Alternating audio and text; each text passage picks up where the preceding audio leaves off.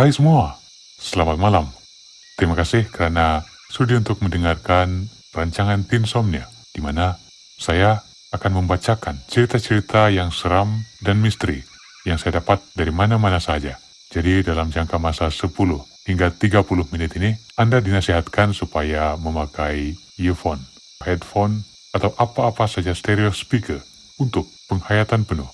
Sekiranya Anda mempunyai cerita seram dan misteri yang membelenggu hidup dan Anda ingin saya bacakan, kirimkan cerita Anda ke alamat email tinsomnia1111 tinsomnia1111 @gmail.com. Semoga Anda dapat tidur lena di Buai Misteri Dunia. Gangguan di rumah baru, ditulis oleh Aisyah.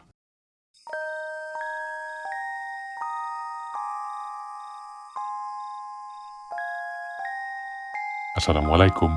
Hai semua, yang empunya cerita, Aisyah namanya.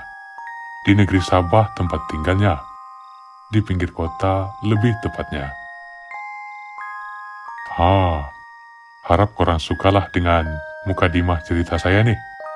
Saja nak memanjangkan cerita. Baru-baru ini rumah saya siap direnovasi. Transisi dari rumah papan ke rumah batu. Saiz dan kedudukannya pun diubah. Maklumlah, tambah orang baru, saiz rumah baru pun kena tambah juga. Namun sejak saya tinggal di rumah yang diperbaharui ini, beberapa kejadian pelik berlaku kepada diri saya. Dan inilah yang saya mahu ceritakan di Tinsomnia malam ini.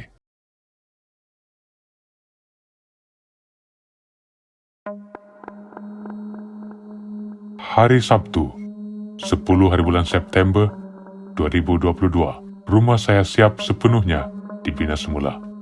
Sehari sebelumnya, adik saya selamat diijab kabulkan dengan pasangannya. Kami sekeluarga rasa bersyukur sangat, kerana rumah kami siap juga akhirnya. Semua tidak sabar untuk merasmi bilik barunya.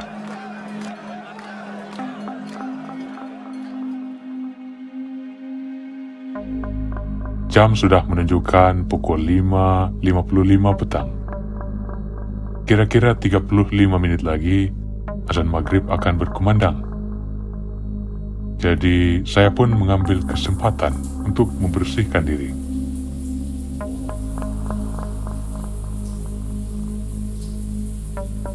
Sewaktu saya tengah mandi, hujan pun turun dengan lebat, membasahi bumi. Nasib baik, kamar mandi kami sekarang terletak di dalam rumah. Kini tidak perlu bergegas mandi ketika hujan lagi. Jadi saya pun membasuh kain mandi untuk membuang masa di tengah kebisingan hujan.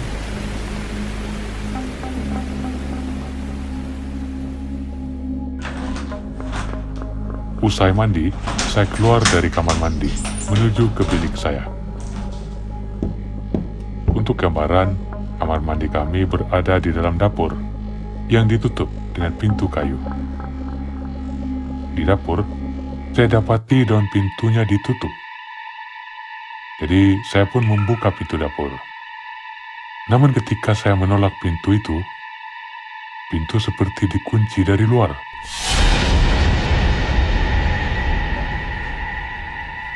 Saya menolak sedikit keras lagi. Walau begitu, pintu masih tidak dapat dibuka.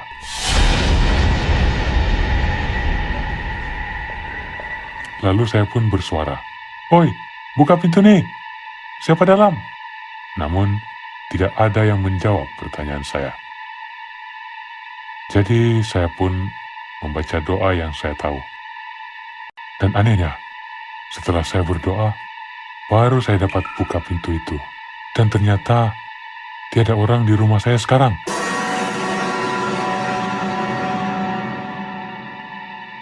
Kejadian pertama itu saya simpan untuk diri sendiri dan menganggapnya sebagai hanya kebetulan saja.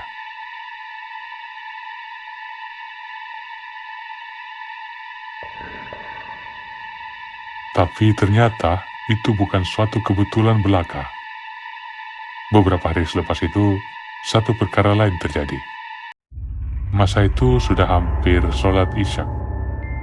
Saya pergi ke tandas untuk membuang air besar. Selepas itu, saya bercadang untuk terus mengambil air sembahyang. Secara kebetulan, waktu saya selesai mengambil air wudhu, azan Isya berkumandang. Sialnya, tandas kami masih berada di belakang rumah, jadi saya perlu menutup pintu belakang setelah kembali. Tengah hendak menutup pintu belakang, saya terdengar derapan tapak kaki orang menuju ke arah saya. Tanpa menoleh, saya pun menepi dan membiarkan saja pintu itu terbuka.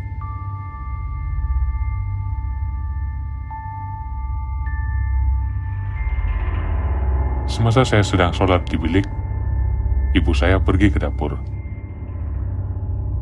Dia heran melihat pintu belakang terbuka. "Siapa yang kasih biar pintu belakang terbuka tuh?" tanya ibu saya. Lalu saya menceritakan apa yang terjadi tadi kepada ibu. Masalahnya, saya, ibu, dan bapak saja yang tinggal di rumah ini pada masa itu.